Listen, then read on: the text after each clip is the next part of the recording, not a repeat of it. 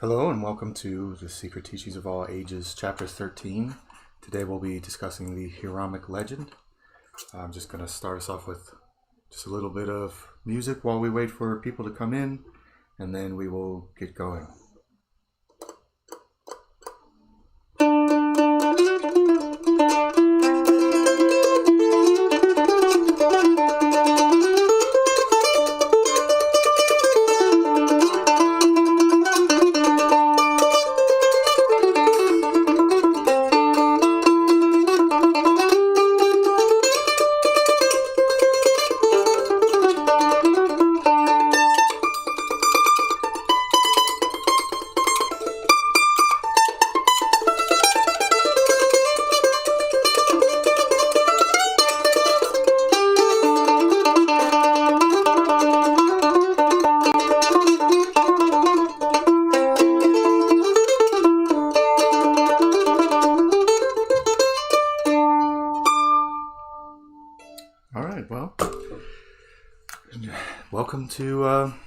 Welcome to my first Secret Teachings of All Ages since moving to Reno, and today we will be covering the extremely important Hiramic legend, which is the central myth of Freemasonry. At the time that Manly P. Hall was writing this, I believe he was 28 or 29 years old, and he was not yet a Freemason. So keep that in mind while we're discussing it, that this is actually not being written by Manly P. Hall, who was a 33rd degree Freemason later in his life. He was not, at the time of this writing, a Freemason. So take some of these things with a grain of salt, but most of them are freely available to anyone based on, you can find it in this information, for example, in Albert Pike's writings, Morals and Dogma, or various other Freemasonic scholars have given clear indications of some of these things about the Hiramic legend. It's not necessarily as Freemasonry sometimes is called a secret society. Usually when you talk to those guys, they say that they prefer to think of themselves as a society with secrets. And let's see, there we go. A society with secrets. I think that that's really more accurate, because most Freemasons don't hide the fact that they're a Freemason. They usually wear a ring or have a bumper sticker. They identify each other fairly easily, and they're generally pretty friendly guys that love to talk about Freemasonry. If you run into Freemasons, usually they're really into the topic for obvious reasons. But one thing that I've learned about Freemasons, having hung around a lot of them, at one time I was accepted into a lodge, but I declined initiation at that time mainly because I was moving to Portland from Reno, but also I was feeling like I was not 100% sold on Freemasons not being Luciferians or something like that. To me, the ball is still a little bit up in the air with regards to that. I don't have very strong views that hold Freemasonry as being evil. I don't really think that it's evil. My grandfather was a 32nd degree Freemason and Shriner, and he was a very moral person, and I can't see him doing things with human trafficking or sex trafficking or anything like that. He worked in law enforcement, but I guess I've met a lot of law enforcement guys who work who are Freemasons as well, and I'm just not really that convinced of some of the conspiracy theories about them. I also don't have the kind of Protestant, Christian, anti-Masonic history or background of any kind, so there's no so I really have a pretty bright view of Freemasonry compared to many of the other people you'll hear talk about the subject.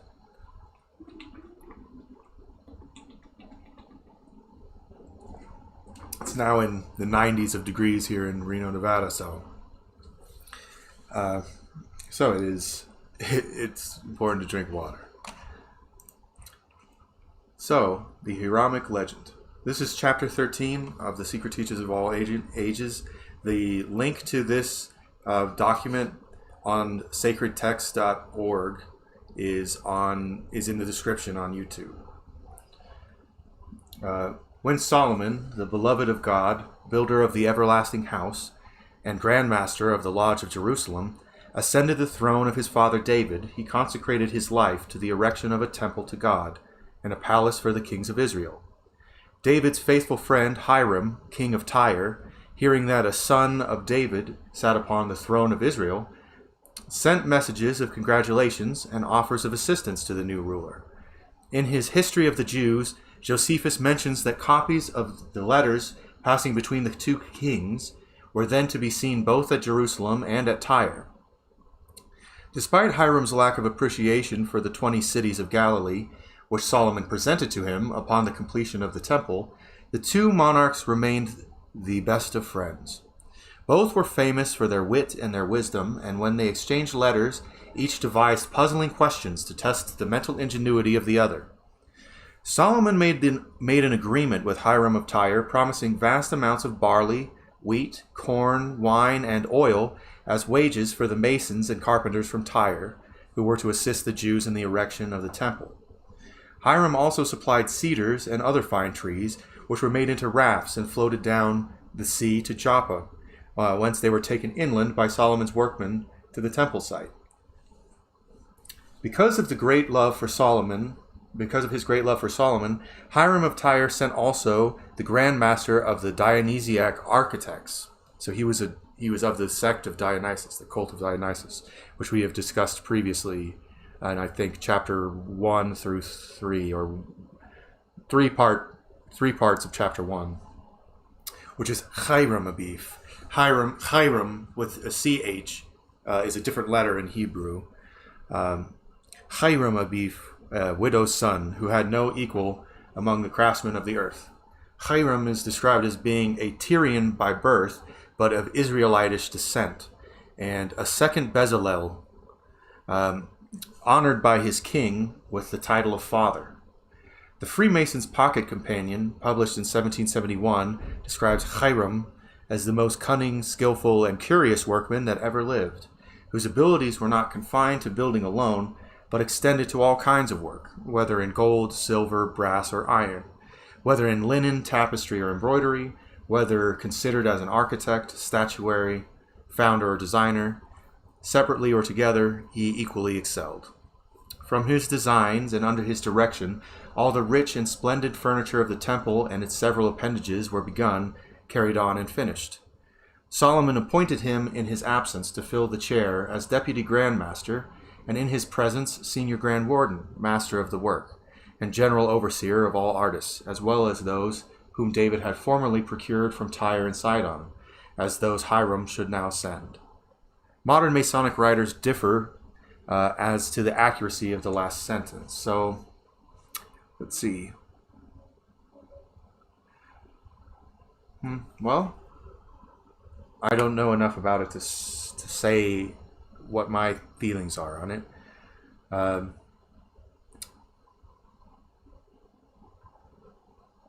fill the chair. Okay.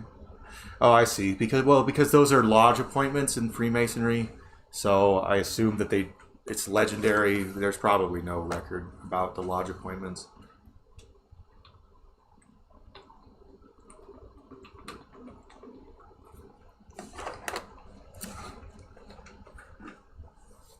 Although an immense amount of labor was involved in its construction, Solomon's Temple, in the words of George Oliver, was only a small building and very inferior in point of size to some of our churches.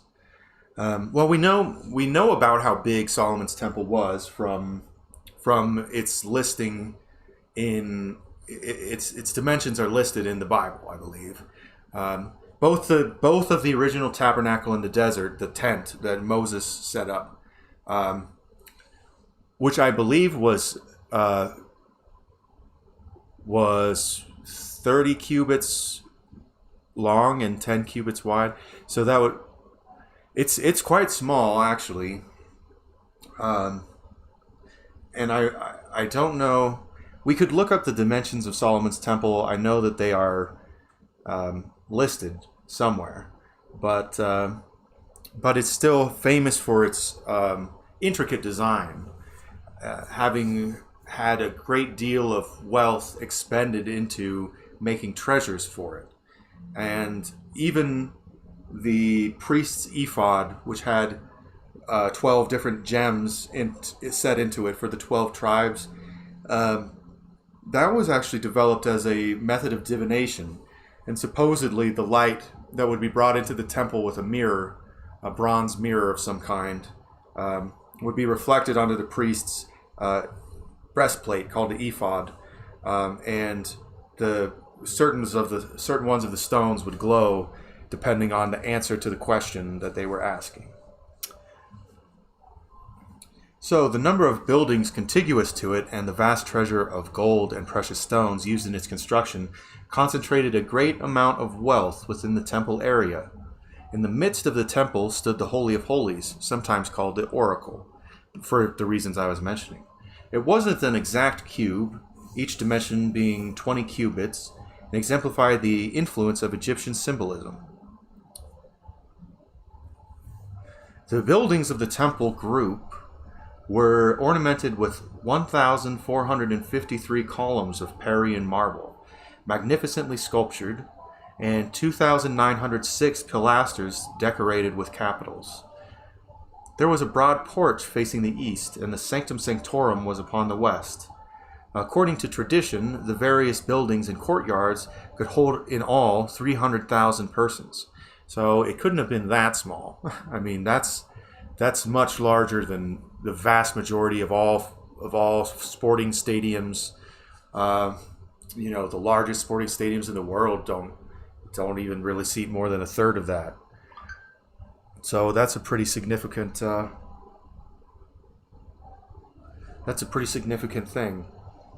Both the sanctuary and the Holy of Holies were entirely lined with solid gold plates encrusted with jewels. So you can see why the Romans destroyed it.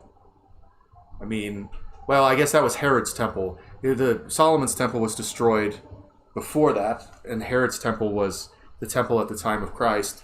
But the wealth that was in that temple was massive. And so it's no mystery why it was raided, and why it doesn't exist today to some extent. A lot of that gold was taken supposedly and used to make the ceilings in mosques and things like that, which is of course a point of contention between Jews and Muslims. King Solomon began the building of the temple in the 4th year of his reign, on what would be, according to modern calculation, the 21st day of April, and finished it in the 11th year of his reign on the 23rd day of October. So not too bad, 11 years and, 4th year of his reign, so it took 7 years and 6 months, somewhere in that region. The temple was begun in the 480th year after the children of Israel passed the Red Sea. Part of the labor of construction included the building of an artificial foundation on the brow of Mount Moriah. The stones for the temple were hoisted from quarries directly beneath Mount Moriah and were trued before being brought to the surface.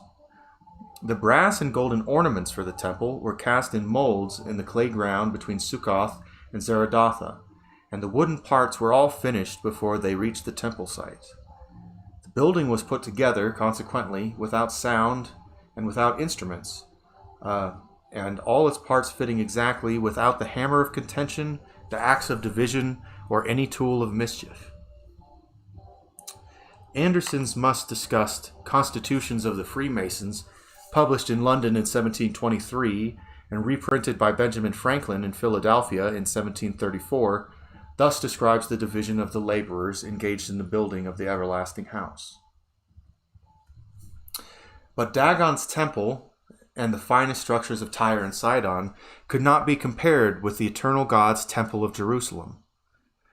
There were employed about it no less than 3,600 princes, or master masons, to conduct the work according to Solomon's direction, with 80,000 hewers of stone in the mountain, or fellow craftsmen, and 70,000 laborers, in all 153,600, beside the levy under Adoniram, to work in the mountains of Lebanon by turns with the Sidonians, vis-a-vis 30,000, being all in all 183,600. Daniel Sickles gives 3,300 overseers instead of 3,600, and lists the three grandmasters separately. The same author estimates the cost of the temple at nearly 4,000 millions of dollars, so $4 billion. That author estimated that. Daniel Sickles, I don't know when Daniel Sickles' thing was published, but whenever he estimated it at 4,000 millions of dollars, $4 billion. He must have been writing this about at least 100 years ago. This text itself is 100 years old, so almost 100 years old. It's 91 years old. So that $4 billion in 1900 money or earlier is a huge amount more than $4 billion today. And $4 billion today is, of course, a massive amount. The legend of the building of Solomon's temple does not in every particular parallel the scriptural version, especially in those portions relating to Hiramic. According to the biblical account, this master workman returned to his own country. In the Masonic Allegory, he is foully murdered. On this point, A.E. Waite, in his new Encyclopedia of Freemasonry, takes the following explanatory comment. The legend of the master builder is the great allegory of Masonry. It happens that his figurative story is grounded on the fact of a personality mentioned in Holy Scripture, but this historical background is of the accidents and not the essence. The significance is in the allegory and not in any point of history which may lie behind it. Hiram, as the master of the builders, divided his workmen into three groups, which were termed entered apprentices, fellow craftsmen, and master masons. To each division he gave certain passwords and signs by which their respective excellence could be quickly determined. While all were classified according to their merits, some were dissatisfied, for they desired a more exalted position than they were capable of filling. At last, three fellow craftsmen, more daring than their companions, determined to force Hiram to reveal to them the password of the master's degree. Knowing that Hiram always went into the unfinished Sanctum Sanctorum at high noon to pray, these ruffians, whose names were Jubela, Jubilo, and Jubelum, lay in wait for him, one at each of the main gates of the temple. Hiram, about to leave the temple by the south gate, was suddenly confronted by Jubela, armed with a 24-inch gauge. Upon Hiram's refusal to reveal the master's word, the ruffian struck him on the throat with the rule, and the wounded master then hastened to the west gate, where Jubelo, armed with a square, awaited him and made a similar demand. Again Hiram was silent, and the second assassin struck him over the breast with the square. Hiram thereupon staggered to the east gate, only to be met there by Jubelum, armed with a maul. When Hiram refused him the master's word, Jubelum struck the master between the eyes with the mallets, and Hiram fell dead. The murder of Hiramic is definitely, it is one of the central stories of Freemasonry. And the symbolism, like we'll see this Masonic apron here, the symbolism of the gauge, the square, and the maul, they're all three of them parts of that are symbolically sewn onto the clothing of Masons. If we look at it here, these letters here that may not look to you like letters, but these are the Pigpen cipher or the Masonic cipher. Here we can see these are the pillars, Jachin and Boaz, and the checkerboard floor that leads to the portico of the temple. That temple is looked over by the star. We have the square and the compass here, surrounded by the Ouroboros, and 9 stars, and 9 drops of blood, and the symbol of death that is memento mori. Then various craftsman's tools are shown around the sides. We have the moon, this light of the moon paralleling Yakin, and the light of the sun paralleling Boaz. If I'm not getting that reversed, that's something that I don't know very well. But down here we can see the mallet of the mason and the trowel of the mason. And in the middle, I'm not sure what exactly this is, if it's some type of masonry. Another symbol that's very common in masonry is the hive, the beehive. And it's also very common in Mormonism. The original name for the state of Utah was Deseret, which is a word in the Book of Mormon which means honeybee. And actually, it comes from an ancient Egyptian word that Joseph Smith could not possibly have known unless he actually did translate some ancient Egyptian things properly, because the throne of Upper Egypt, their crown was the honeybee and a proboscis of a honeybee that came up and curled, and that red crown was called Deshret, and also meant honeybee. So it's very unlikely that in 1830 Joseph Smith would have known something like that, because it's very obscure even today to know the term Deshret. And Egyptology was just not very advanced in the 1830s and really didn't even kick into high gear till the 1860s to 1880s.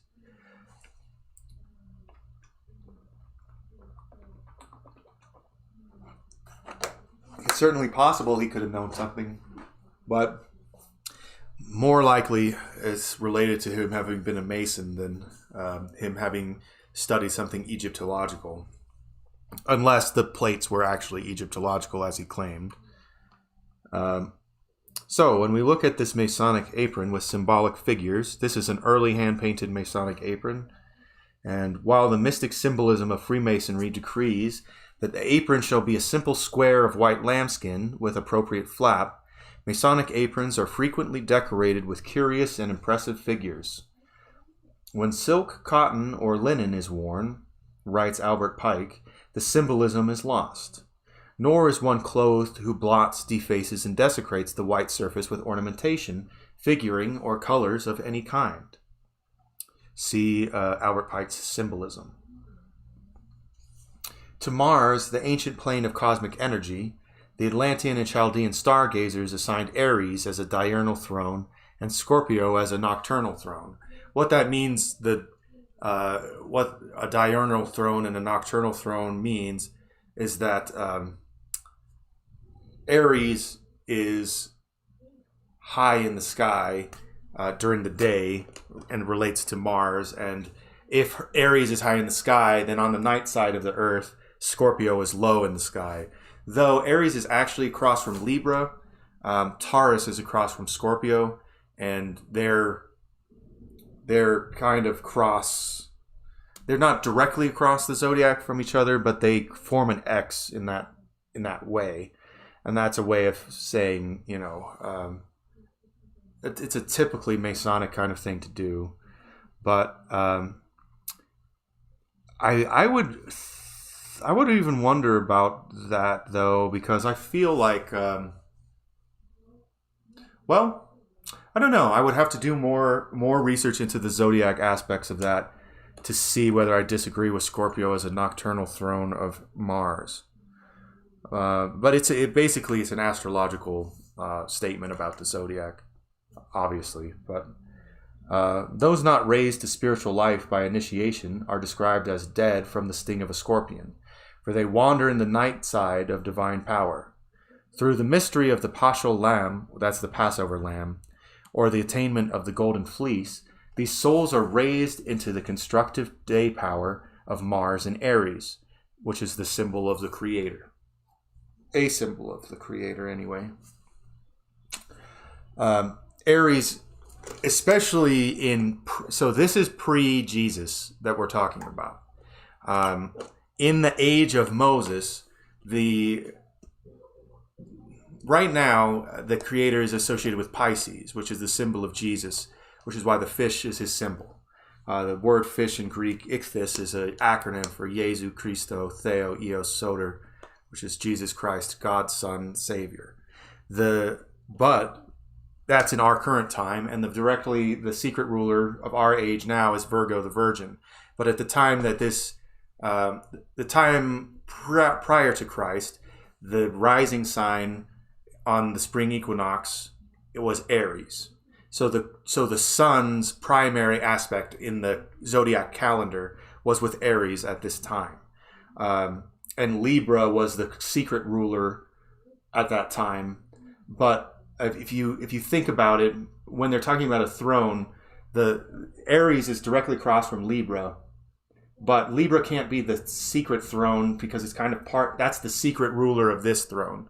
So it's one tick further. So it's Scorpio is the nocturnal throne of Aries, and then that is, at least I believe, what is happening there. So when a Mason's apron is worn over the area related to the animal passions, the pure lambskin signifies the regeneration of the procreative forces and their consecration to the service of the deity. The size of the apron, exclusive of the flap, makes it the symbol of salvation, for the mysteries declare that it must consist of 144 square inches. The apron shown above contains a wealth of symbolism. The beehive, emblematic of the Masonic Lodge itself, the trowel, the mallet, and the trestle board. So I guess in the center that was a trestle board that was lying between the mallet and the trowel. The ruffed and trued ashlars, the pyramids and hills of Lebanon, the pillars, the temple, the temple and checkerboard floor, and the blazing star and tools of the craft. The center of the apron is occupied by the compass and square, representative of the macrocosm and the microcosm, and the alternately black and white serpent of astral light, which is the Ouroboros. Below is an acacia branch with 7 sprigs, signifying the life centers of the superior and the inferior man. The skull and crossbones are a continual reminder that the spiritual nature attains liberation only after the philosophical death of man's sensuous personality.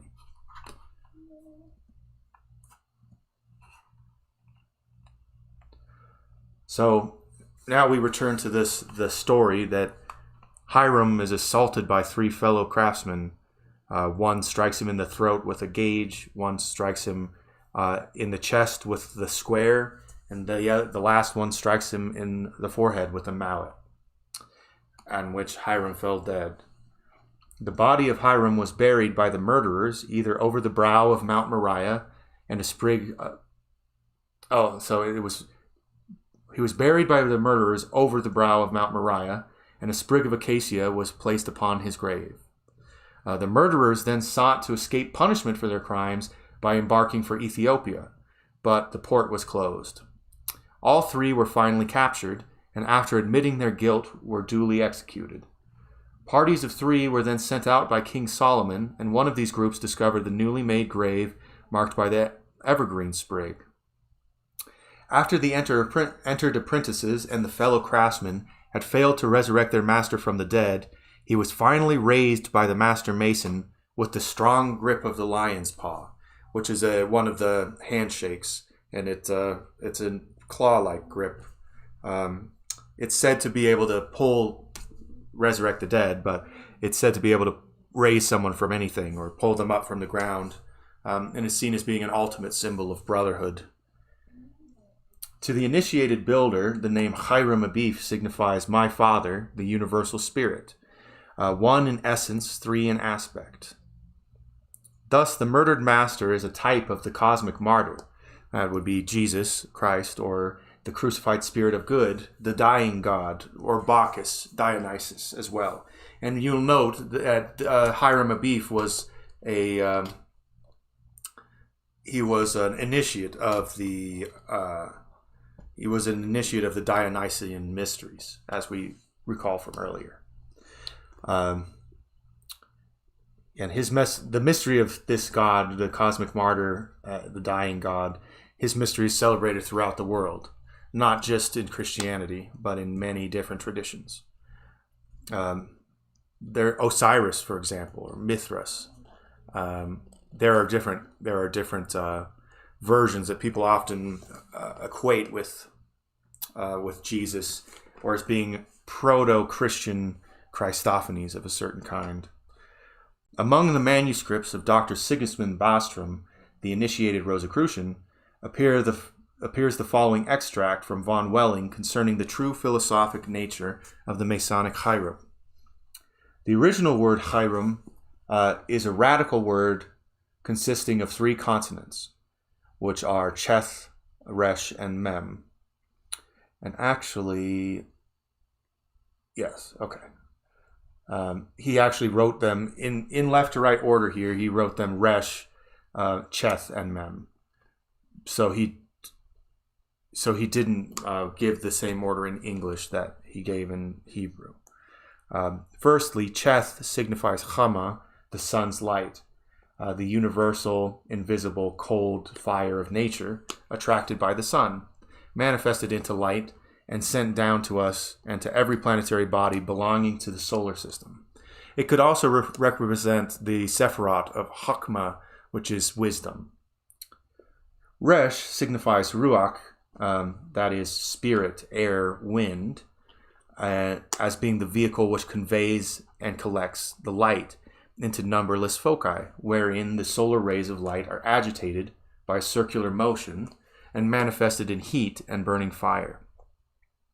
Mem signifies Majim, water, humidity, but rather the mother of water. And in this case, water, so Chama, meaning the sun, is related to Chokmah, because Chokmah is wisdom and the fire element.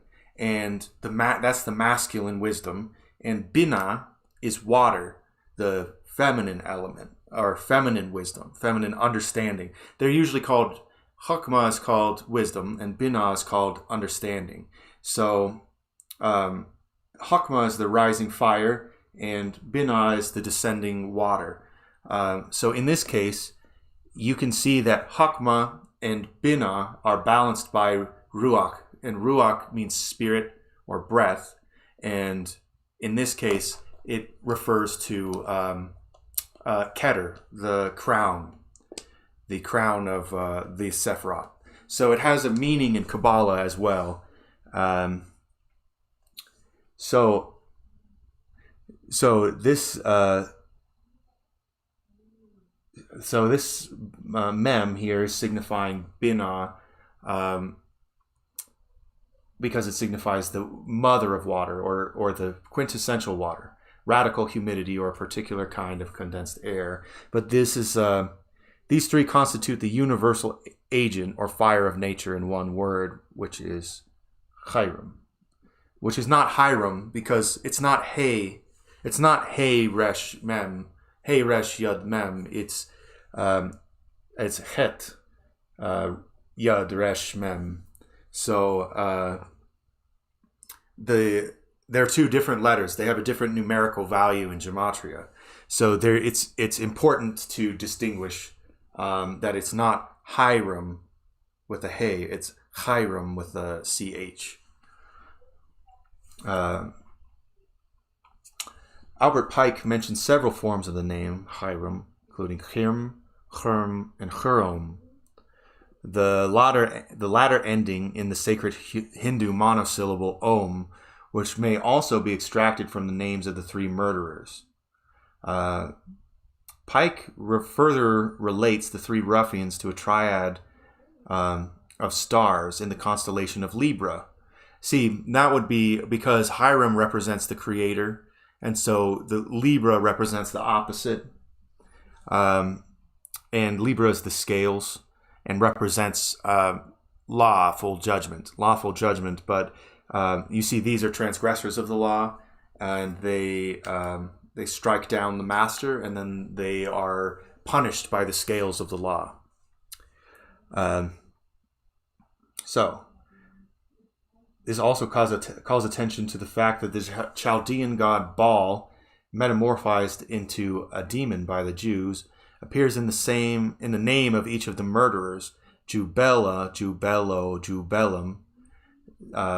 So Bel, Baal. They're in Hebrew and many Semitic languages, the vowels are left out the majority of the time. There's only sometimes where there are explicitly written vowels, and in the Bible, it's common for them to write vowels as diacritical marks, and that's the same in the Quran for Arabic.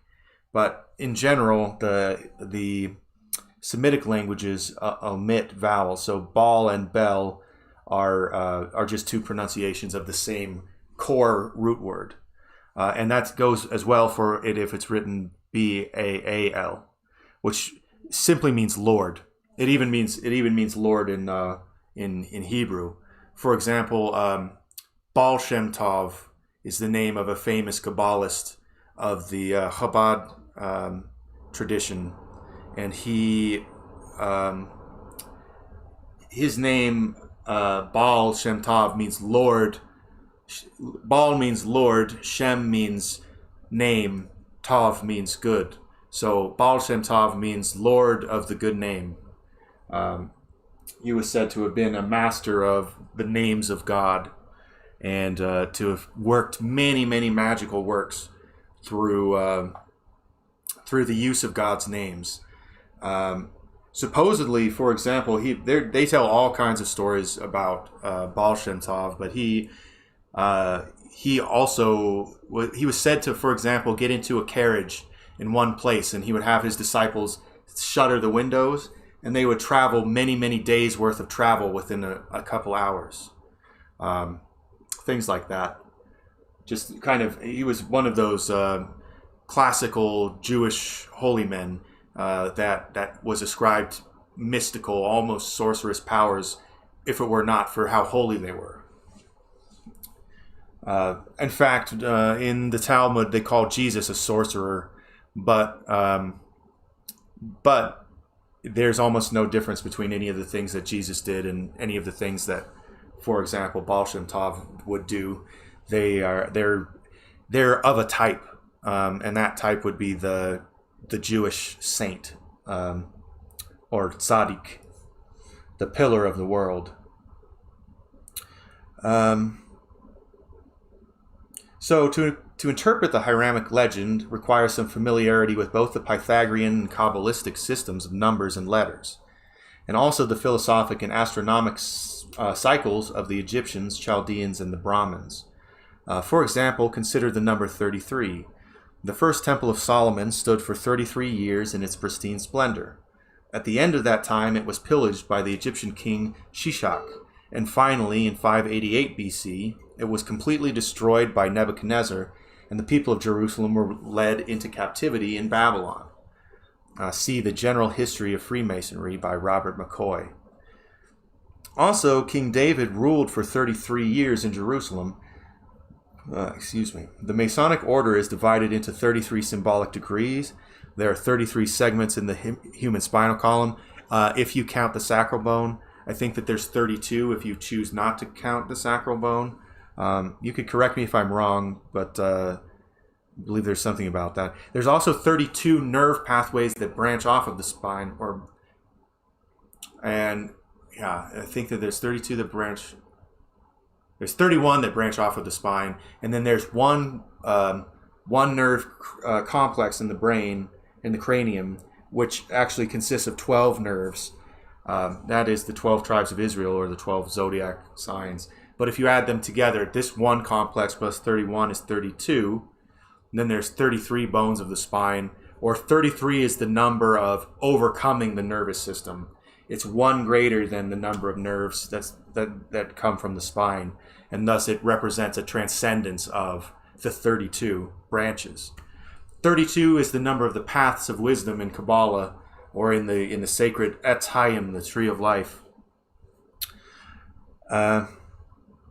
And Jesus was crucified in the 33rd year of his life. Incidentally, once when I went to jail for driving while under the influence of alcohol, I do not recommend it, but I was in jail for 4 days, and I was in cell number 33 with a meth addict he was a very nice guy, actually, and he only wanted to talk to me about Jesus, and I always thought it was significant that we were in cell number 33 together, and that we were in there for 3 days, and then on the morning of the 4th day, I was being released, and he was looking out the window, and I could see the sunlight coming in, and he was crying, and I asked him if he was okay, and he said that he heard Jesus calling his name. So I always felt like I was in that cell for a reason, cell number 33. It's kind of funny.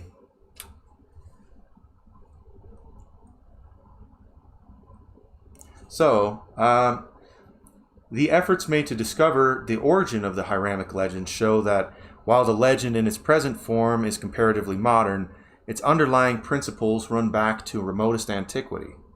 It is generally admitted by modern Masonic scholars that the story of the martyred Hiram is based upon the Egyptian rites of Osiris, whose death and resurrection figuratively portrayed the spiritual death of man and his regeneration through initiation into the mysteries. Hiram is also identified with Hermes through the inscription on the Emerald Table, which is a very, very fascinating document, but one that I have absolutely no idea the veracity of, because the very first line of it claims that it was written by Hermes Trismegistus 36,000 years before the time that he came to Earth 36,000 years before the time that he was writing the book on the Emerald Tablet. And the Emerald Tablet was supposedly about 12,000 years ago now, if you believe the mystery school teachings about that kind of thing. Very well could have been a medieval forgery, in my opinion, but very interesting document. Contains a lot of mystical, important stuff, and very much worth reading. So go and find yourself the Emerald Tablet of Thoth Hermes if you haven't already.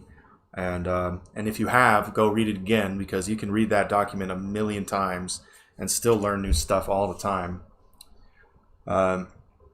So from these associations, it is evident that Hiram is to be considered as a prototype of humanity.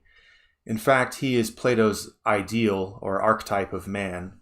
As Adam, after the fall, symbolizes the idea of human degeneration, so Hiram, through his resurrection, symbolizes the idea of human regeneration. And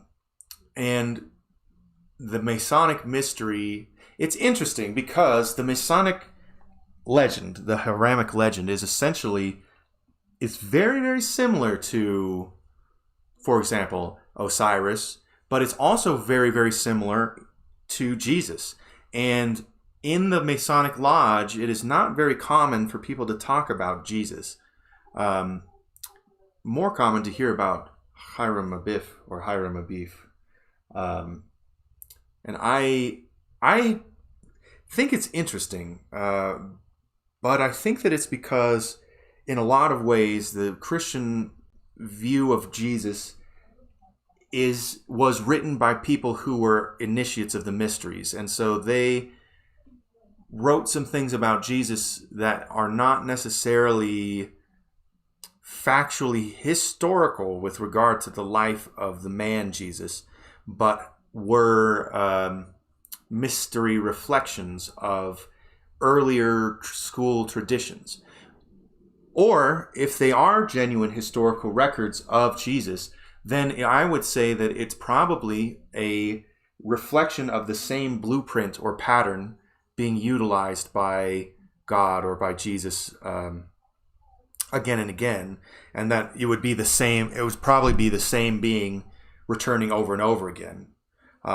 Once per astrological age would be my guess. Jesus being the Son of God, Moses' name meaning son, S-O-N, but also the sun passes through the zodiac houses. I think that that's not a coincidental word. Both the age of Jesus and the age of Moses have to do with the astrological ages. And who was the Pharaoh before Moses? It was Ramesses, which means the son of Ra, meaning the son of the sun. And that was during the age of Taurus, the age of the bull. And you know, these things are ancient in a pattern that God created the pattern and follows his own blueprint, is my opinion. So when we talk about Hiram Abif, and his similarity to Jesus, I don't necessarily think that one is ripping off the other or anything like that. I think that the similarities are evidence of an underlying connection or patterning or an underlying logic to the way that God interacts with the world, or in the way that he sends his son as a messenger. Because there's a clear pattern that happens again and again and again of the same teacher, the same godlike teacher figures, like Hermes Trismegistus, like Pythagoras, Asclepius, Zoroaster, Osiris, Mithras, whether they're gods or whether they're men, Thoth, could be both, could be either, So it's an ancient idea, far predating Christianity, I think. But Christianity follows the same archetype, and in that sense, my inclination would be not that it's stealing from prior religions, but that God is employing the archetype in what he's doing. That would be my personal take on it. On the 19th day of March in 1314, Jacques de Molay, the last Grand Master of the Knights Templar, was burned on a pyre erected upon the point of the islet of Seine, on the islet of the Seine at Paris, where afterwards was erected the statue of King Henri IV, I guess King Henry IV. See The Indian Religions by Hargrave Jennings. It is mentioned as a tradition in some of the accounts of the burning, writes Jennings, that Molay, before he expired, summoned Clement, who was the Pope, who had pronounced the bull of abolition against the order and had condemned the Grand Master to the flames, to appear within 40 days before the Supreme Eternal Judge, and Philip, the king, to the same awful tribunal, and King Philip of France, to the same awful tribunal within the space of a year. And both predictions were fulfilled. Pope Clement dying within 40 days and King Philip dying within a year. The close relationship between Freemasonry and the original Knights Templars has caused the story of Hiram to be linked with the martyrdom of Jacques de Molay. According to this interpretation, the three ruffians who cruelly slew their master at the gates of the temple because he refused to reveal the secrets of his order represent the Pope, the King, and the executioner. De Molay died maintaining his innocence and refusing to disclose the philosophical and magical arcana of the Templar.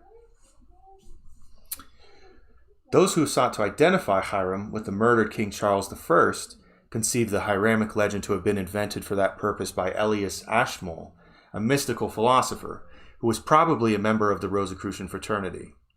Charles was dethroned in 1647 and died on the block in 1649, leaving the Royalist party leaderless. An attempt has been made to relate the term the Sons of the Widow, an appellation frequently applied to the members of the Masonic order, to this incident in English history, for by the murder of her king, England became a widow, and all Englishmen widows' sons.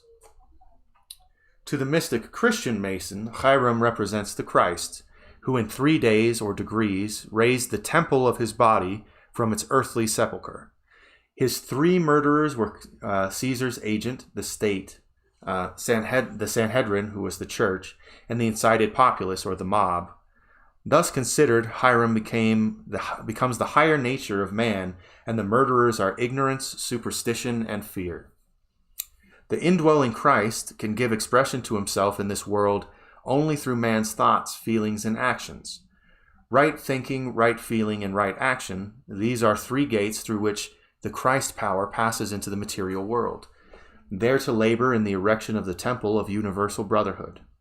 Ignorance, superstition, and fear are three ruffians through whose agencies the spirit of good is murdered and a false kingdom, controlled by wrong thinking, wrong feeling, and wrong action, is established in its stead. In the material universe, evil appears ever victorious. In this sense, writes Daniel Sickles, the myth of the Tyrian is perpetually repeated in the history of human affairs. Orpheus was murdered and his body thrown into the Hebrus River. It was the river of the sea that his body was thrown into. Socrates was made to drink the hemlock, and in all ages we have seen evil temporarily triumphant, and virtue and truth calumniated, persecuted, crucified, and slain. But eternal justice marches surely and swiftly through the world. The Typhons, that's the name of the serpent in Egyptian mythology, the Typhons, who are the children of darkness, the plotters of crime, all the infinitely varied forms of evil, are swept into oblivion. And truth and virtue, for a time laid low, come forth clothed with diviner majesty and crowned with everlasting glory.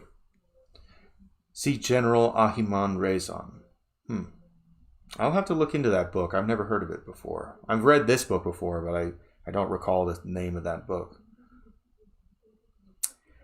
If, as there is ample reason to suspect, the modern Freemasonic order was profoundly influenced by, if it is not an actual outgrowth of, Francis Bacon's secret society, its symbolism is undoubtedly permeated with Bacon's two great ideals, universal education and universal democracy. The deadly enemies of universal education are ignorance, superstition, and fear, by which the human soul is held in bondage to the lowest part of its own constitution. The errant enemies of universal democracy have ever been the crown, the tiara, and the torch. Thus Hiram symbolizes that ideal state of spiritual, intellectual, and physical emancipation which has ever been sacrificed upon the altar of human selfishness. Hiram is the beautifier of the eternal house. Modern utilitarianism, however, sacrifices the beautiful for the practical, in the same breath declaring the obvious lie that selfishness, hatred, and discord are practical. It's worth noting that that Freemasonry was really the religion of the founding fathers of the United States. It was the philosophical basis of much of their political thinking. And it had grown out of many of the Jacobins in being part of the Masonry in England, and it's a very interesting state of affairs, really, because encoded in the deepest recesses of American law, the Constitution, the Declaration of Independence, the Articles of Confederation, all of these documents, as well as many of the writings of the Founding Fathers, the Federalist Papers, the writings of Thomas Jefferson, the opinions of George Washington. In fact, every Masonic lodge that I've ever been in, and I've been in several, but not a million of them, so I don't know if it's in every one of them, but every one that I've been into in the United States has a picture of George Washington on the wall, in the temple or in the lodge room. Because he was the great Grand Master of American Freemasonry. And at the time of the Revolution, I believe he was the richest man in America. So go figure. All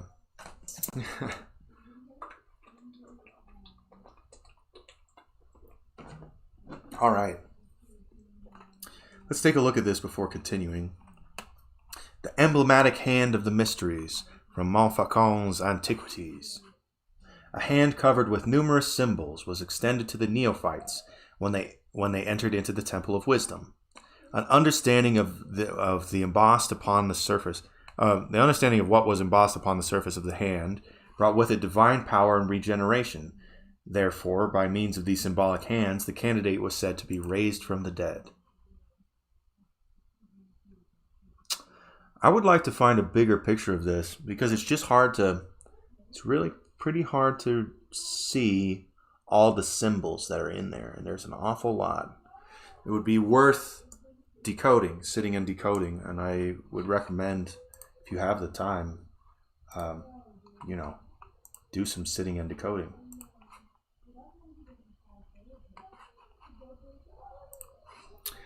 Dr. Orville Ward Owen found a considerable part of the first 32 degrees of Freemasonic ritualism hidden in the text of the first Shakespeare folio.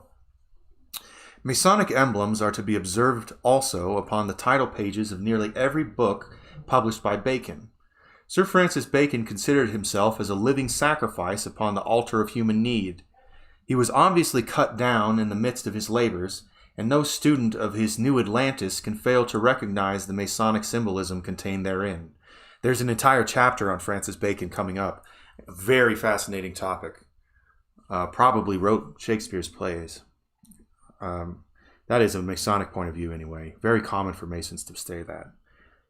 According to the observations of Joseph Fort Newton, the Temple of Solomon described by Bacon in that utopian romance was not a house at all, but the name of an ideal state.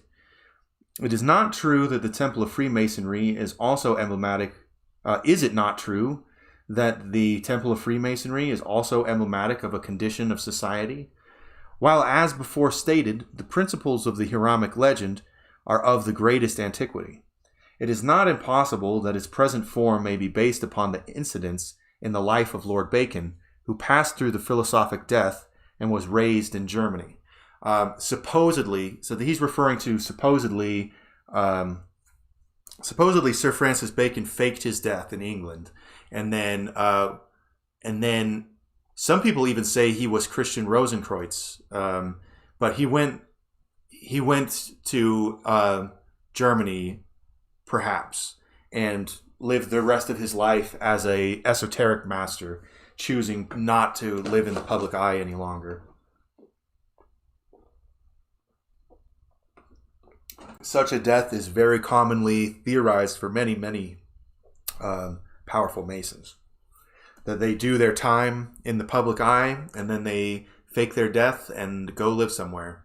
And sometimes when I see, like, Robin Williams hung himself, or such and so hung themselves by a necktie from a doorknob, and there's dozens of these people who've been doing that, sometimes I think that that's just a symbol so that everyone who hears about it knows, everybody who hears about it, who has the need to know about it, will know that it was a fake death, and everyone else will just mourn. That's a pretty standard. I mean, that's kind of modus operandi for a lot of kind of Masonic. They're tricksters, man. They like to play practical jokes. You can think of it as being like Bilbo Baggins in Lord of the Rings when he plays that joke on the people at his party, making himself invisible. I feel like that goes back to like Tolkien being. I don't know that he was a Mason, but I having read his works, I would not at all be surprised. In an old manuscript appears the statement that the Freemasonic order was formed by alchemists and Hermetic philosophers who had banded themselves together to protect their secrets against the infamous methods used by avaricious persons to wring from them the secret of gold making. Many kings have been known to have had alchemists killed for not making them gold. Unfortunately, for many alchemists, they don't really physically make gold. They transform what is lead in the heart into gold. And that was lost on people who just wanted money. But man cannot serve two masters. The fact that the Hiramic legend contains an alchemical formula gives credence to this story. Thus, the building of Solomon's temple represents the consummation of the magnum opus, which cannot be realized without the assistance of Hiram, the universal agent. The Masonic Mysteries teach the initiate how to prepare within his own soul a miraculous powder of projection by which it is possible for him to transmute the base lump of human ignorance, perversion, and discord into an ingot of spiritual and philosophic gold. Sufficient similarity exists between the Masonic Hiram and the Kundalini of Hindu mysticism to warrant the assumption that Hiram may be considered a symbol also of the spirit fire moving through the sixth ventricle of the spinal column. The exact science of human regeneration is the lost key of Masonry, for when the spirit fire is lifted up through the 33 degrees or segments of the spinal column and enters into the dome chamber of the human skull, it finally passes into the pituitary body, which is called Isis, where it invokes Ra, the pineal gland, and demands the sacred name.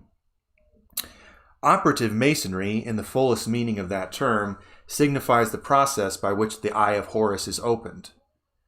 E.A. Wallace Budge has noted that in some of the papyri illustrating the entrance of the souls of the dead into the judgment hall of Osiris, the deceased person has a pine cone attached to the crown of his head.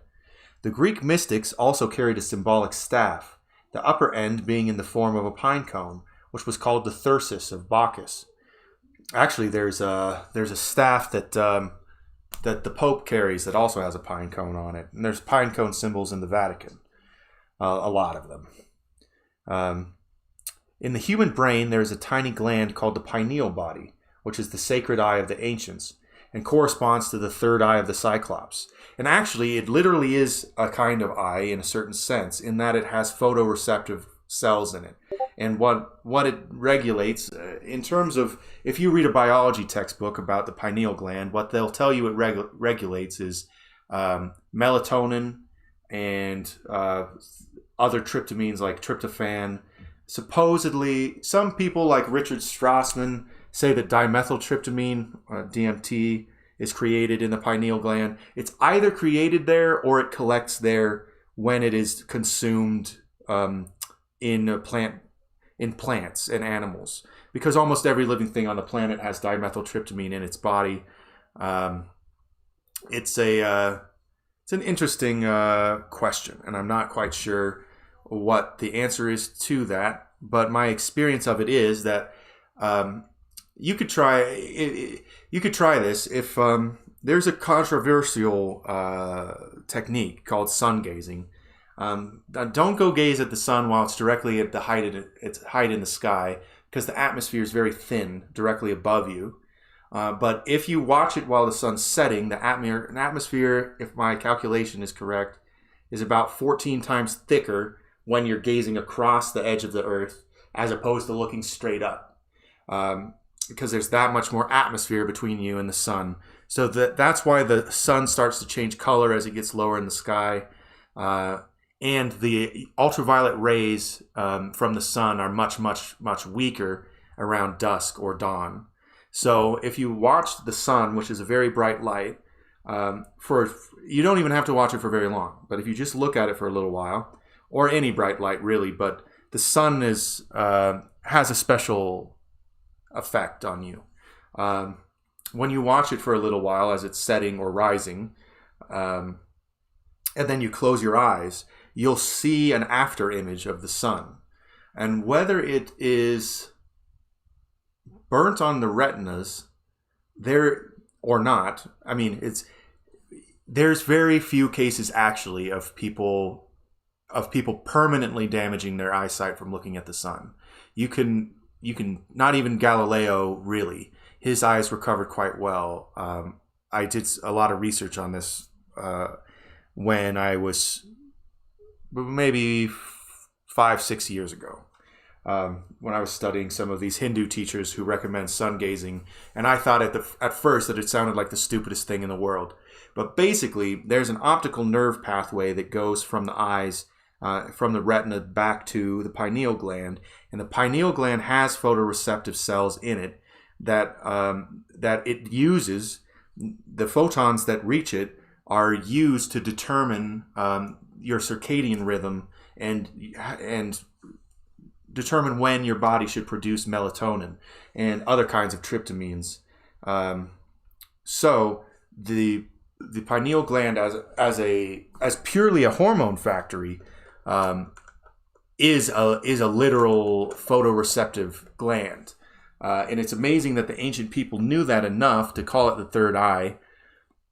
Sometimes I think that if you let sunlight into your eyes, like I was just saying, I don't know if it's because it burns into the retina a little or what, but there's a lingering light that gradually starts changing colors, and I often feel it right in the middle of my forehead, but right in the middle of my head.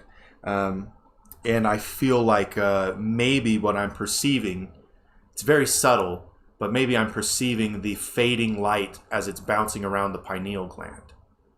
I'm not certain of that, but it's an experiment that you can try yourself to try to feel that photoreceptive pathway. Obviously, like I said, don't go out there and stare at the sun, especially while it's directly in the sky. But while it's low on the horizon, it's not really that harmful. I've done a lot of looking at medical research on it. Your optometrist will tell you don't do it, and obviously doctors will tell you don't do it.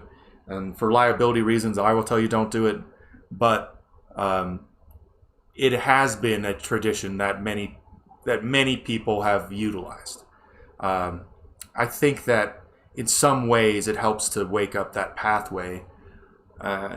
You don't even have to really look at the sun with your eyes open. You can just kind of bask in the sun with your eyes closed and you'll start to notice the inside of your eye pathway as it's really illuminated.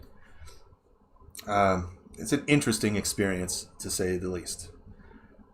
So little is known concerning the function of the pineal body, aside from what I just told you. We probably have learned a great deal since he wrote this. But Descartes suggested, more wisely than he knew, that it might be the abode of the spirit of man. And insofar as it might be a dimethyltryptamine generator, or at least a receptor of dimethyltryptamine, or storehouse of it, sometimes I think that the pineal gland may be I think of the brain as being a receiver. I don't think that consciousness arises in the brain, but that consciousness, like a radio wave or something, is listened to by the brain and translated into the brain's language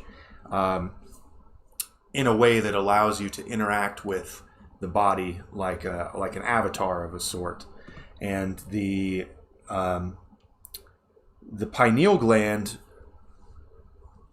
an explanation I've heard, for example, I believe that Dr. Richard Strassman, who I mentioned earlier, who did his work, I believe he wrote the book DMT, The Spirit Molecule. There was a documentary. But his work on dimethyltryptamine seemed to suggest that large amounts of dimethyltryptamine were a kind of disconnect button between the consciousness and the body. So, supposedly, a theory that I have heard, but you would have to do your own research, so don't just take what I say and run with it too much. You should try to figure out the truth of this for yourself. But what I have read is that when someone in the process of dying, the pineal gland floods the brain with dimethyltryptamine, which would catapult the soul out of the body, so to speak. If you've ever had the experience of taking DMT, especially if you smoke DMT, then you get shot right out of the body into space. I mean, you're way far away from the body very quickly. And if you've taken ayahuasca, if you've taken ayahuasca of any large amount, out of body experience is extremely, extremely common. Interaction with the spirit world and things like that. So, as its name signifies, the pineal gland is the sacred pine cone in man. It's sort of pine cone shaped and is often symbolized by the pine cone. The eye single, which cannot be opened until Hiram, the spirit fire, is raised through the sacred seals, which are called the 7 churches in Asia. Those are the chakras, the 7 chakras. The people don't realize that how much the Western and Eastern mystical traditions overlap, but a lot. The Christian legends, let's see. There is an Oriental painting which shows 3 sunbursts. One sunburst covers the head, in the midst of which sits Brahma with 4 heads, his body a mysterious dark color. The second sunburst, which covers the heart, or then the solar plexus and upper abdominal region, shows Vishnu sitting in the blossom of the lotus on a couch formed of the coils of the serpent of cosmic motion, its 7-hooded head forming a canopy over the god. The third sunburst is over the generative system, in the midst of which sits Shiva, his body a grayish white, and the Ganges River flowing out of the crown of his head. This painting was the work of a Hindu mystic who spent many years subtly concealing great philosophical principles within these figures. The Christian legends could be related also to the human body by the same method as the Oriental, for the arcane meanings hidden in the teachings of both schools are identical.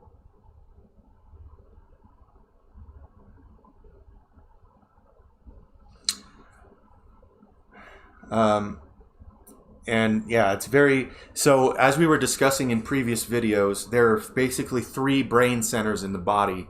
We think of this as being our only brain, but there's also nerve tissue in the heart and nerve tissue in the gut, and the generative system. So you have basically 3 mental centers, and that would be the lower abdomen, the upper chest, and the cranium centers. Those are the 3 brains. The lower brain is concerned primarily with, the reproduction, with feeding yourself, with animal-based instincts.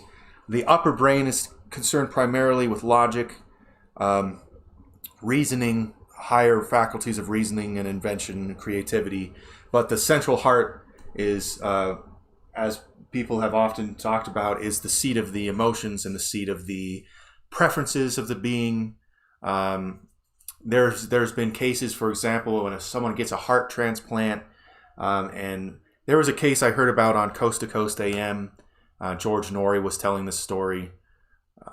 I'd have to track it down, but he was telling this story about a man who had a heart transplant, and he had hated mustard before he had a heart transplant. But the person whose heart it was was really into motorcycles and loved mustard. And so the guy, after he got his heart transplant, he wanted mustard on everything, and he got into motorcycles. So the idea or the theory is that the heart center is based on the preferences and the spiritual dimension of the human being, whereas the upper brain, or the upper nerve center that is the brain, is the computer pathway. I mean, it's a computer basically, but the heart is more of the spiritual connection. And I think that the heart is very interesting in the Egyptian story, because when you go into the Egyptian afterlife, the goddess Maat measures your heart, or weighs your heart against a feather. And if your heart is heavier than a feather, then you're devoured by the serpent Typhon. And if your heart is lighter than a feather, then you're able to enter into the afterlife. That goes to show that the enlightenment of a being lies within their heart rather than within their brain. The Apostle Paul also got into this in the book of Romans, where he talks about there being basically 3 kinds of people. There's the sarkic, and the psychic, and the pneumatic.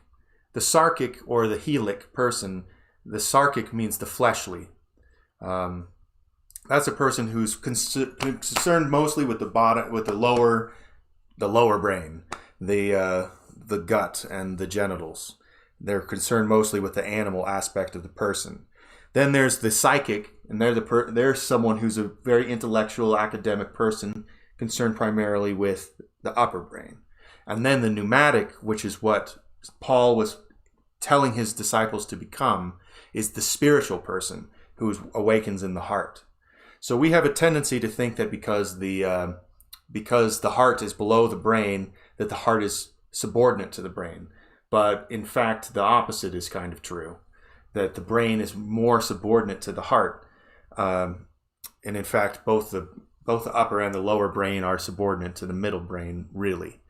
This is really the seat of the human being. That's one of the important Kabbalistic mysteries, and is an important mystery of the Torah, because the first letter of the Torah is Bet in Bereshith, in the beginning, and the last letter is Lamed in Israel. It means Israel. But if you read the whole Torah from the front to the back, and then you return from that last letter L to the beginning B, it spells the Hebrew word Lev, which means heart, meaning that the entirety of the Torah is contained within the heart. That means that the heart is of a special importance, more so than the brain and more so than the gut or the genitals. So, as applied to Masonry, the three sunbursts represent the gates of the temple at which Hiram was struck, there being no gate in the north because the sun never shines from the northern angle of the heavens. The north is the symbol of the physical because of its relation to ice, crystallized water. That would be in the northern hemisphere, that it doesn't shine from the north. In the southern hemisphere, it wouldn't shine from the south. So that's something that if you were to construct a temple in the southern hemisphere, you would want to reverse that. But I live in the northern hemisphere, so much like the people writing this. The north is the symbol of the physical because of its relation to ice, which is crystallized water, and to the body, which is crystallized spirit. In man, the light shines toward the north, but never from the north, because the body has no light of its own, but shines with the reflected glory of the divine life particles concealed within physical substance. For this reason, the moon is accepted as the symbol of man's physical nature. Hiram is the mysterious, fiery, airy water, which must be raised through the three grand centers, symbolized by the ladder with 3 rungs, and the sunburst flowers mentioned in the description of the Hindu painting. It must also pass upward by means of the ladder of 7 rungs, the 7 plexuses proximate to the spine, or the 7 chakras. The 9 segments of the sacrum and coccyx are pierced by 10 foramina, through which pass the roots of the tree of life. 9 is the sacred number of man, and to the symbolism of the sacrum and coccyx, a great mystery is concealed. And that part of the body, from the kidneys downward, was termed by the early Kabbalists the land of Egypt, into which the children of Israel were taken during the captivity. Out of Egypt, Moses, the illuminated mind, as his name implies, led the tribes of Israel, the 12 faculties, by raising the brazen spirit in the wilderness upon the symbol of the Tau cross. That is the shoulders and the spine. Not only Hiram, but the god-men of nearly every pagan mystery ritual are personifications of the spirit fire in the human spinal cord. That is the Kundalini energy.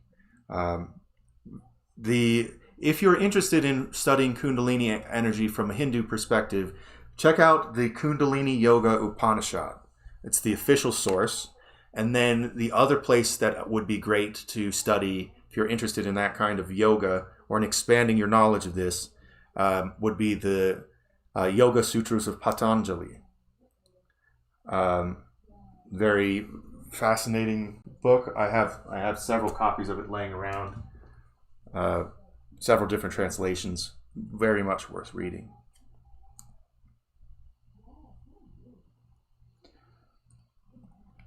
So, the astronomical aspect of the Hiramic legend must not be overlooked. And we don't overlook astrology on this channel, or astronomy. The tragedy of Hiram is enacted annually by the sun during its passage through the signs of the zodiac. From the journey of the sun through the 12 signs, writes Albert Pike, comes the legend of the 12 labors of Hercules and the incarnations of Vishnu and Buddha.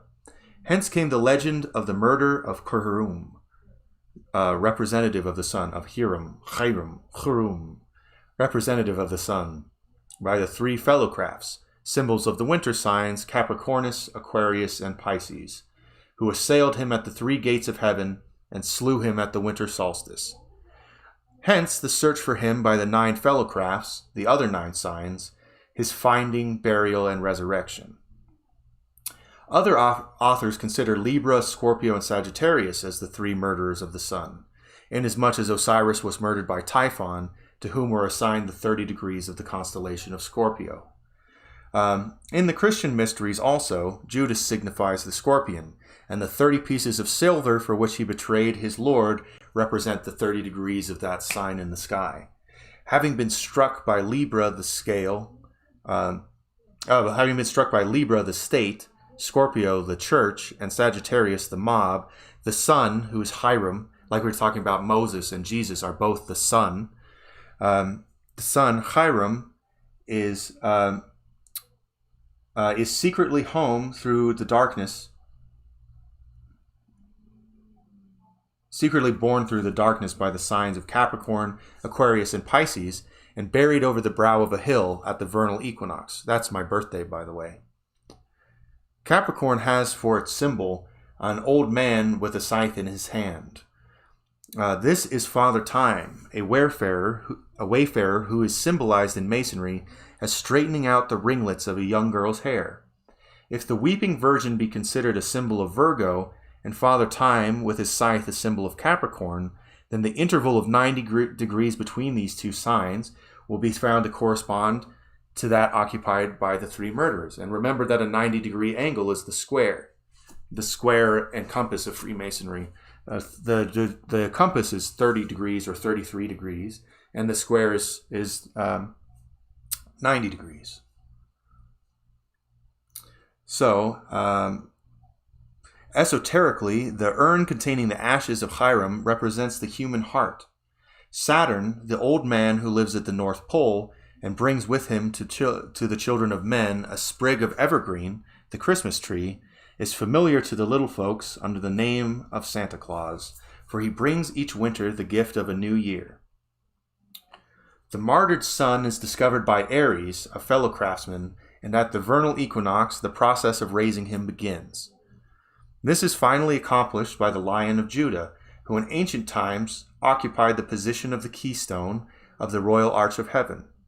The procession of the equinoxes causes various signs to play the role of the murderers of the sun during the different ages of the world, but the principle involved remains unchanged. Such is the cosmic story of Hiram, the universal benefactor, the fiery architect of the divine house, who carries with him to the grave that lost word which, when spoken, raises all life to power and glory. According to Christian mysticism, when the lost word is found, it is discovered in a stable, surrounded by beasts and marked by a star. After the sun leaves Leo, writes Robert Hewitt Brown, the days begin to grow unequivocally shorter as the sun declines toward the autumnal equinox, to be again slain by the 3 autumnal months, lie dead through the 3 winter ones, and be raised again by the 3 vernal ones. Each year the great tragedy is repeated, and the glorious resurrection takes place. See Stellar Theology and Masonic Astronomy. Christian astrotheology is very much in line with this, and in fact is essentially the same thing. This is the ancient Freemasonry is, if you believe their own story of their own origins, is the ancient priesthood tradition of the Temple of Solomon. And if that's true, then that same priesthood tradition and the astrotheology involved passed down to Christianity through the Pharisees, the Sadducees, and the Essenes, and the Temple of Herod, the Second Temple. That was then destroyed in 70 AD, somewhat after Christ in his crucifixion. Hiram is termed dead because in the average individual, the cosmic creative forces are limited in their manifestation to purely physical and correspondingly materialistic expression. Obsessed by his belief in the reality and permanence of physical existence, man does not correlate the material universe with the blank north wall of the temple. As the solar light symbolically is said to die as it approaches the winter solstice, so the physical world may be termed the winter solstice of the spirit. Reaching the winter solstice, the sun apparently stands still for 3 days, and then rolling away the stone of winter. That what he means is it stands still in the sky. So when you're going through the seasons, the earth is tilting. It tilts, and that's the cause of the season. So when in the middle of winter in the northern hemisphere, we are as far tilted away from the sun as possible. So the sun is still going here, but we're tilted back. So at the very bottom, before the earth starts to wobble in the other direction, the sun each day at noon doesn't appear to get any higher in the sky. That's what he means by the sun stands still for 3 days. It doesn't stand still in the sense that it doesn't move. It still goes through the day-night cycle, but its arc appears to not change for 3 days. And at at midsummer, at the summer solstice, the sun also appears to stay as far north as possible for 3 days. Something I think that there's Old Testament stories about the sun standing still that are related to this, and I think that the Book of Mormon statement that darkness came for 3 days was a statement of the winter solstice, because that was directly the events that were the precursor to Christ coming to the people of the Book of Mormon. Was that they saw the sun they saw darkness for 3 days, and those 3 days would be the seemingly unaltered day-night period of that's around the winter solstice, which is the time that Jesus was. It was when he was entering into the world. So I don't actually know that. That would be, I guess that would be what it is. It was their symbol that the Savior had arrived, because a voice announced to them from the sky in the Book of Mormon after the 3 days of darkness or during them, that the Savior was come to the earth. So that means that it was the winter solstice. So there you go. Let's see. And then, so to reaching the winter solstice, the sun apparently stands still in its arc for 3 days, and then, rolling away the stone of winter, begins its triumphal march north toward the summer solstice. The condition of ignorance may be likened to the winter solstice of philosophy, spiritual understanding to the summer solstice. From this point of view, initiation into the mysteries becomes the vernal equinox of the spirit. That's why I think it's significant that it's my birthday. At which time the Hiram in man crosses from the realm of mortality into that of eternal life. The autumnal equinox is analogous to the mythological fall of man, at which time the human spirit descended into the realms of Hades by being immersed in the illusion of terrestrial existence. In an essay on the... let me go back and look at this. This is Diana of Ephesus from Montfaucon's Antiquities. I've been to Ephesus myself. I don't think I saw the statue here. I bet it's not there anymore. But look at the 3-tiered crown. That reminds me of the 3-tiered papal tiara. We have all kinds of animals here, and it would take some time to decode. I haven't sat down to do this. Let's see what it says here. Crowned with a triple tower-like tiara and her form adorned with the symbolic creatures representative of her spiritual powers, Diana, who is a nature goddess, stood for the source of that imperishable doctrine which, flowing from the bosom of the great Multimamia, is the spiritual food of those aspiring men and women who have consecrated their lives to the contemplation of reality. As the physical body of man receives its nutriment from the great Earth Mother, so the spiritual nature of man is fed from the never-failing fountains of truth, pouring outward from the invisible worlds. We still have quite a bit to go. I was thinking we were almost done. Someone just sent me a message. Let me make sure that... Okay.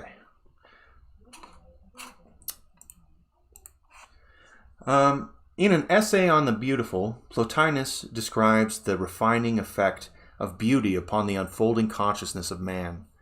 Commissioned to decorate the everlasting house, Hiramic is the embodiment of the beautifying principle. Beauty is essential to the natural unfoldment of the human soul. And that is also what Socrates said.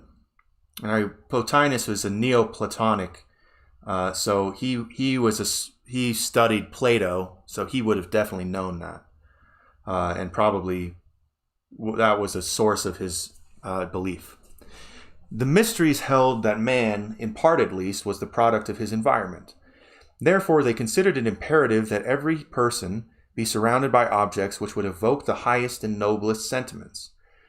They proved that it was possible to produce beauty in life by surrounding life with beauty. They discovered that symmetrical bodies were built by souls continuously in the presence of symmetrical bodies. That noble thoughts were produced by minds surrounded by examples of mental nobility. Conversely, if a man were forced to look upon an ignoble or asymmetrical structure, it would arouse within him a sense of ignobility, which would provoke him to commit ignoble deeds. If an ill-proportioned building were erected in the midst of a city, there would be ill-proportioned children born in that community, and men and women, gazing upon the asymmetrical structure, would live inharmonious lives. Thoughtful men of antiquity realized that their great philosophers were the natural products of the aesthetic ideals of architecture, music, and art established as the standards of the cultural systems of the time. The substitution of the discord of the fantastic for the harmony of the beautiful constitutes one of the great tragedies of every civilization. Not only were the savior gods of the ancient world beautiful, but each performed a ministry of beauty, seeking to effect man's regeneration by arousing within him the love of the beautiful. A renaissance of the golden age of fable can be made possible only by the elevation of beauty to its rightful dignity as the all-pervading, idealizing quality in the religious, ethical, sociological, scientific, and political departments of life. The Dionysiac architects were consecrated to the raising of their master spirit, cosmic beauty, from the sepulchre of material ignorance and selfishness, by erecting buildings which were such perfect exemplars of symmetry and majesty that they were actually magical formulae by which was invoked the spirit of the martyred beautifier entombed within a materialistic world. That's Bacchus or Dionysus, the rite of taking the rite of taking sacrament in Christianity is actually the same as the Bacchic and Dionysiac rites. They believed in partaking of the body of the god together and of wine in order to reassemble the wine or reassemble the blood and body of the god within the body of the believers, which is exactly what Paul describes as he describes the sacrament in the book of 1 Corinthians. 1 Corinthians 12:27. Paul describes that all members of the church are members of the body of Christ, are literal appendages of the body of Christ. Not just figurative appendages, but literal appendages. And that is in itself precisely the Dionysiac mystery. In the Masonic mysteries, the triune spirit of man, the light delta, is symbolized by the three Grand Masters of the Lodge of Jerusalem. As God is the pervading principle of three worlds, in each of which he manifests as an active principle, so the spirit of man, partaking of the nature of divinity, dwells upon three planes of being, the supreme, the superior, and the inferior spheres of the Pythagoreans. At the gate of the inferior sphere, the underworld, or dwelling place of mortal creatures, stands the guardian of Hades, the three-headed dog Cerberus, who is analogous to the three murderers of the Hiramic legend. According to this symbolic interpretation of the triune spirit, Hiram is the third or incarnating part, the master builder who through all ages erects living temples of flesh and blood as shrines of the Most High. Hiram comes forth as a flower and is cut down. He dies at the gates of matter. He is buried in the elements of creation, but, like Thor, he swings his mighty hammer in the fields of space, sets the primordial atoms in motion, and establishes order out of chaos. As the potentiality of cosmic power within each human soul, Hiram lies waiting for man by the elaborate ritualism of life to transmute potentiality into divine potency. As the sense perceptions of the individual increase, however, man gains ever greater control over his various parts, and the spirit of life within gradually attains freedom. The three murderers represent the laws of the inferior world, birth, growth, and decay, which ever frustrate the plan of the builder. To the average individual, physical birth actually signifies the death of Hiram, and physical death the resurrection of Hiram. To the initiate, however, the resurrection of the spiritual nature is accomplished without the intervention of physical death. In this case, what he's referring to is the fact that the human body is seen as being the tomb. So you died to your spiritual self, in a certain sense, when you entered the gateway of your mother's womb into the world. And then you were entombed in this body, but at some point in the future, you will be resurrected into your true spiritual form. That's somewhat of what Jesus is saying when he says that you can have eternal life, and that when Paul says, for example, I believe it is 1 Corinthians 15:57, you shall not all sleep in death, but you shall all be changed. So he's saying that death is not necessarily a sleep. It is a resurrection into the true world, or the higher world. And currently we live in something that's kind of like the Matrix, or something like that, a temporary material world that is a place of learning lessons. And in many ways, we're in hell already, or you could say we're in the afterlife already. We've died many times and been resurrected many times. That's part of the cycles of the world. As the sun dies and is resurrected every day, so the human soul goes through periods of day and night, or light and darkness. And the material world in the mysteries is considered to be the world of darkness rather than the world of light. So the life that we have here is not the life that we want to cling to. That's very close to the teachings of Jesus. You can clearly see the relation of the two philosophies. I think that they're clearly related. So, the curious symbols found in the base of Cleopatra's Needle now stand in Central Park, New York, which now stands in Central Park, New York, were interpreted as being of first Masonic significance by S.A. Zola, 33rd degree past Grand Master of the Grand Lodge of Egypt. Well, I'd like to meet that guy. Masons' marks and symbols are to be found on the stones of numerous public buildings, not only in England and on the continent, but also in Asia.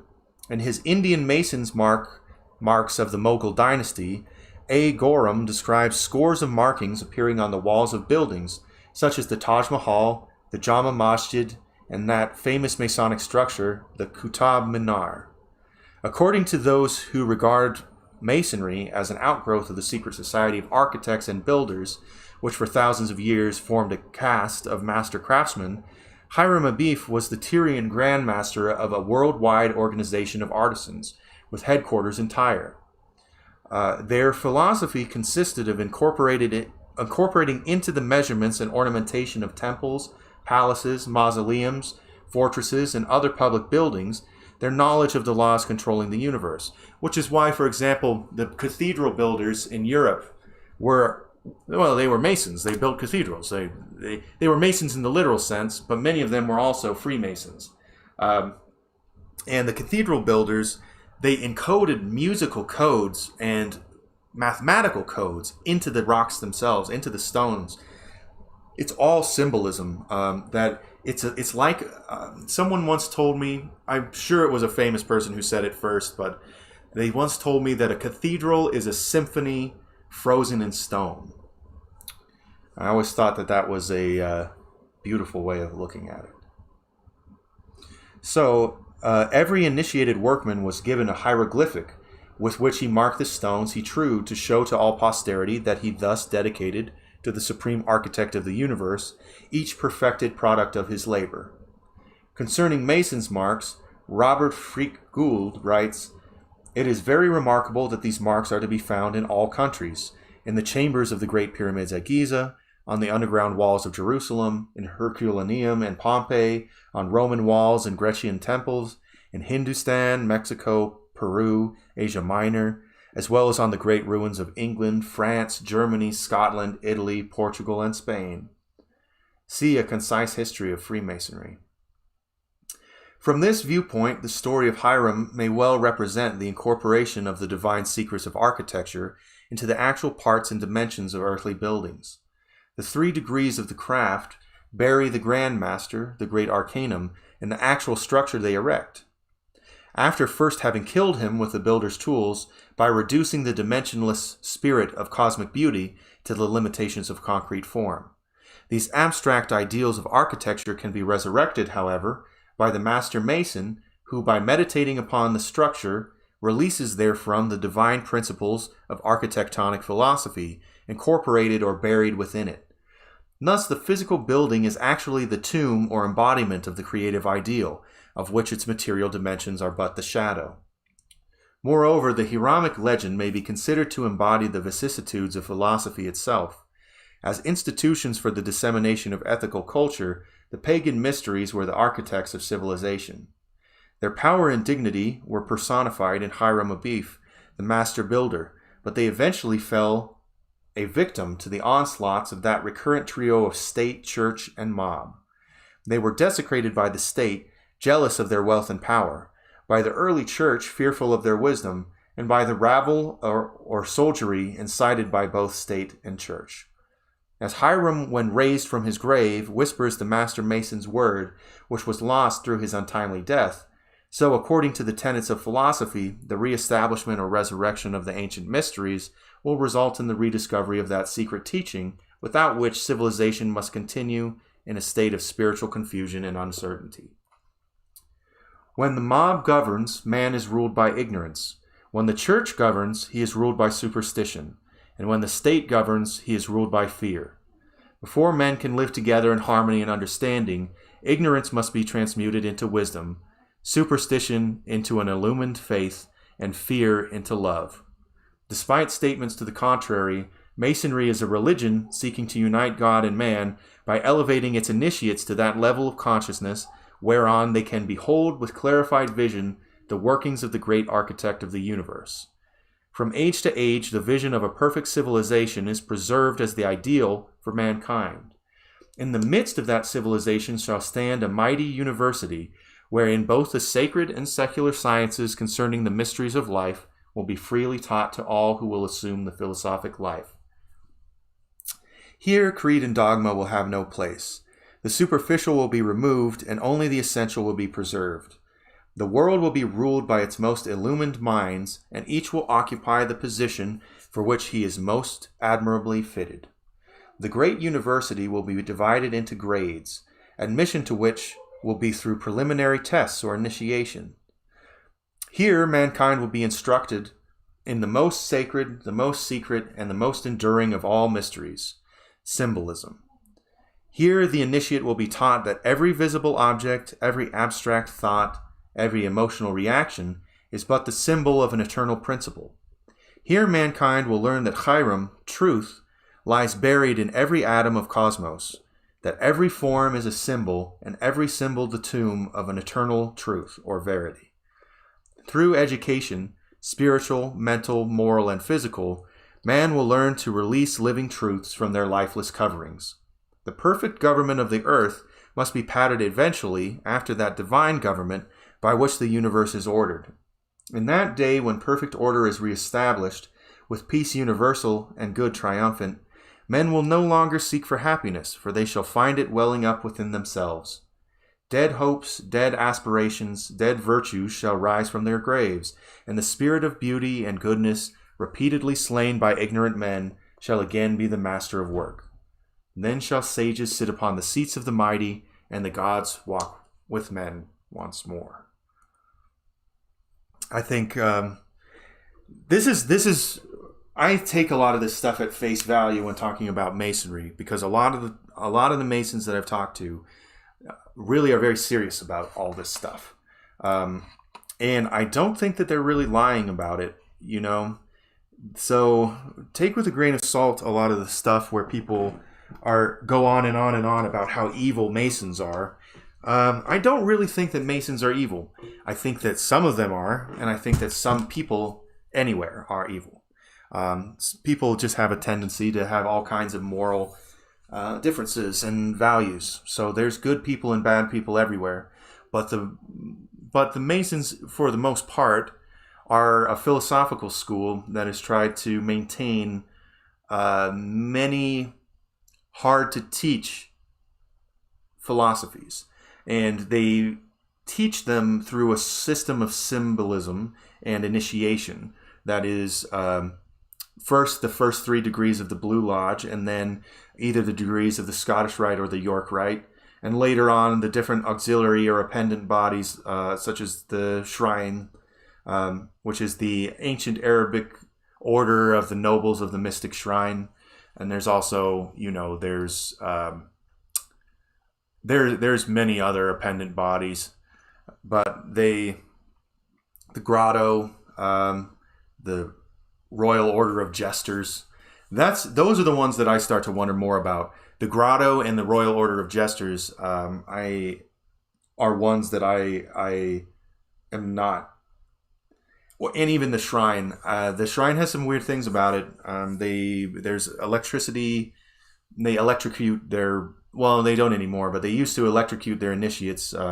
They would hook up electrical wires run them under carpets and put them on benches and things, and they would do things like blindfold you, and everyone hits you with a paddle as you walk through them. It's called like crossing the burning sands is the walking across the electrified thing, and then you walk basically the gauntlet where they all hit you, and then somebody pours hot water on you and tells you that it's a dog peeing on you because you're blindfolded, and things like that. I mean, some of it's just hazing, but they've made an effort to publicly denounce that kind of thing. But there's weird things about the shrine that I'm not a Shriner. I'm not even a Freemason, so I don't really know about it firsthand. The reason why I haven't become a Freemason is that I don't want to take an oath that restricts me from saying things that I know about. I know a lot about Freemasonry, and I study it a lot, but I feel like I couldn't continue doing this if I took the oaths that are necessary to become a Freemason, because it just I would not be being honest to the oaths that I was taking. And I am not in favor of taking oaths for an organization that